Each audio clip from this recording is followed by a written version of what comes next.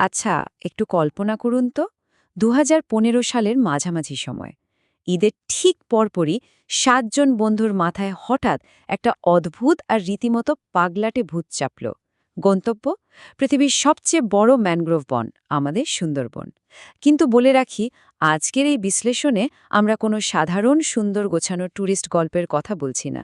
একেবারেই কোনো প্রস্তুতি ছাড়া, ফরেস্ট অফিসের কোনো অনুমতি ছাড়া, এমনকি বলা যায় রীতিমতো চুরি করা একটা নৌকা নিয়ে এই ৭ জন কিভাবে এক ভয়ঙ্কর রোমাঞ্চের দিকে পা বাড়ালো, আমরা সেটাই আজ ধাপে ধাপে এক্সপ্লোর করব। ব্যাপারটা কতটা অবিশ্বাস্য একবার ভাবুন। দলে কোনো গাইড নেই, ফরেস্ট অফিসের কোনো পারমিট নেই, সাথে কোনো ভালো ইকুইপমেন্ট পর্যন্ত নেই। এই রকম পুরো অপ্রস্তুত একটা দল শুধু একটা চুরি করা নৌকা আর কয়েকটা বৈঠা সম্বল করে কিভাবে জলদস্যু অধ্যুষিত গহীন বনের ভেতরে ঢুকে পড়ল, আর সবচেয়ে বড় কথা, সেখান থেকে তারা কিভাবে জ্যান্ত ফিরে এলো। চলুন এই পুরো রহস্যটা আনপ্যাক করা যাক। পর্ব ১, সুন্দরবনে এক অননুমোদিত অভিযান। তো এই ৭ জন দুঃসাহসী বা বলতে পারেন একটু বেশি ডানপিটে বন্ধুরা হলেন মোর্তজা, জামি, আবদুল্লাহ, সাদ্দাম, ফয়সাল, শামিনুর এবং ইয়াসিন। এরা সব সময় একসাথে ঘুরে বেড়াত। ঈদের পর হঠাৎ করেই তারা ঠিক করল নৌকায় করে সুন্দরবন যাবে। কিন্তু একটা ছোট্ট সমস্যা ছিল, তাদের নিজেদের কোনো নৌকাই ছিল না। তাদের প্রস্তুতির কথা শুনলে আপনি অবাক হবেন। ৭ জন বন্ধু, ৬টা বৈঠা, আর অনুমতি একদম জিরো। বন্ধু শামিনুর খবর দিল গিলাবাড়ি নদীর চরে তার মামার একটা নৌকা বাঁধা আছে। ব্যাস, আর কি, মামাকে না জানিয়েই তারা নৌকাটা একরকম ধার করে নিল। এরপর যে যার বাড়ি থেকে বৈঠা জোগাড় করল। মর্তজা তো তার নানা বাড়ি থেকে একটা মহামূল্যবান সুন্দরী কাঠের বৈঠাই নিয়ে চলে এলো। পর্ব ২, গহীন বনে প্রবেশ। গিলাবাড়ি থেকে সুন্দরবনের দিকে তাদের যাত্রা শুরু হলো।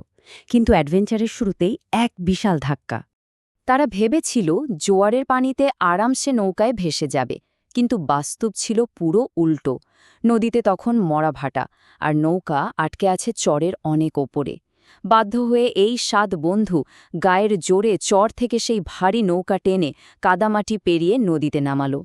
এরপর প্রায় ১.৫ ঘণ্টা একটানা হাড় ভাঙা ডার্ট টেনে তারা পৌঁছালো সুন্দরবনের নোয়ানি অংশে। সবচেয়ে মারাত্মক ব্যাপার হল, ফরেস্ট অফিসের কোনো অনুমতি ছাড়াই তারা জীবনের চরম ঝুঁকি নিয়ে এই সংরক্ষিত বনে অবৈধভাবে ঢুকে পড়ার সিদ্ধান্ত নিল। বনের ভেতরে একটা ছোট্ট খালে ঢুকে পানি না থাকায় তারা আটকে গেল। ঠিক করল পায়ে হেঁটেই বন এক্সপ্লোর করবে। কিন্তু গহীন বন বলে কথা, হারিয়ে যাওয়ার তো একটা বিশাল ভয় আছে, তাই না? তখন তারা বেশ মজার একটা যোগাযোগ ব্যবস্থা আবিষ্কার করল। তারা ছোট গাছের ডাল কেটে লাঠি বানালো, ২ দলে ভাগ হলো, আর গাছে লাঠি দিয়ে আঘাত করতে করতে এগোতে লাগলো, যাতে ওই ঠকঠক শব্দ শুনে একে অপরের পজিশন বুঝতে পারে। আর হ্যাঁ, এই হাঁটার পথেই কিন্তু তারা একেবারে তাজা হরিণের পায়ের ছাপ দেখতে পেয়েছিল। পর্ব ৩, নিখোঁজ এবং পথহারা। নদীতে জোয়ারের পানি আসতে শুরু করলে তারা আবার নৌকায় ফিরে আসে আর খালের আরও গভীরে যাওয়ার সিদ্ধান্ত নেয়। বনের যত গভীরে তারা যাচ্ছিল, পরিবেশ ততটাই রহস্যময় হয়ে উঠছিল। অদ্ভুত সব পাখির মোহে পড়ে তারা খালের অনেকটা ভেতরে চলে যায়। ফয়সাল নামের বন্ধুটি এতক্ষণ খুব কনফিডেন্টলি বলছিল যে সে রাস্তা চেনে। কিন্তু জোয়ারের পানিতে সেই ছোট্ট খাল যখন বিশাল একটা নদীর রূপ নিল, ফয়সাল হঠাৎ মুখ ফসকে বলে উঠল, আমার তো মনে হচ্ছে এই খাল আমি চিনি না। জাস্ট এই একটা কথা আর সবার মাথায় যেন বাজ ভেঙে পড়ল। একবার চোখ বন্ধ করে পরিস্থিতিটা কল্পনা করুন। গহীন জঙ্গল, চারিদিকে শুধু থই থই পানি আর ভয়ঙ্কর সব ম্যানগ্রোভ গাছ। ফোনের কোনো নেটওয়ার্ক নেই, কাউকে যে ডাকবে তারও উপায় নেই।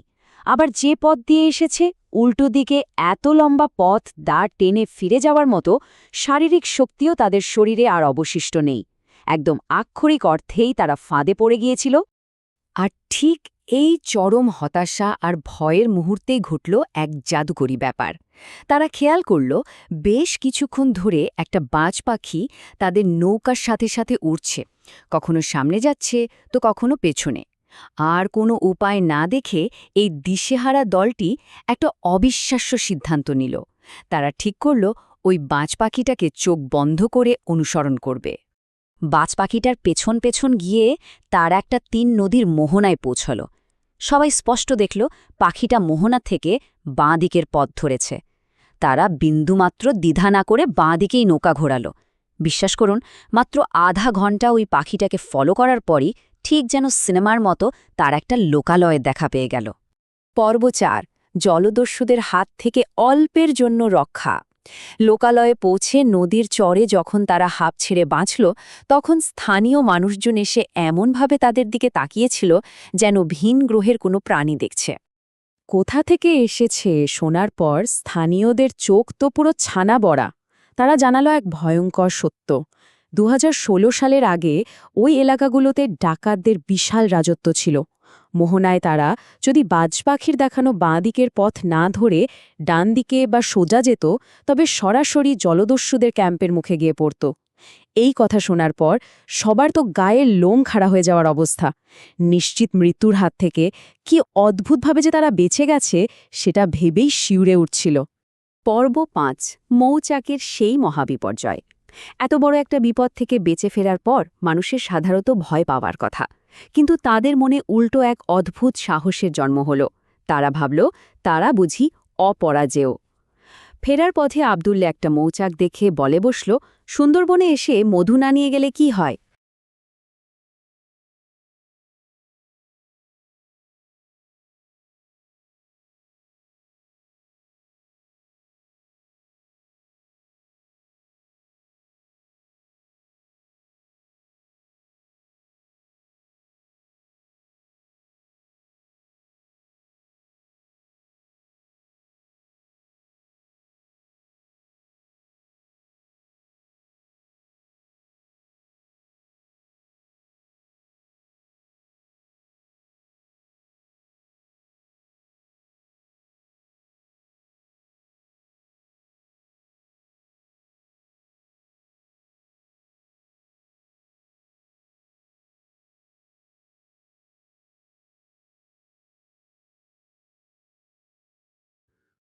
আবদুল্লার এই মধু সংগ্রহের স্টাইলটা ছিল পুরো কমেডিতে ভরপুর।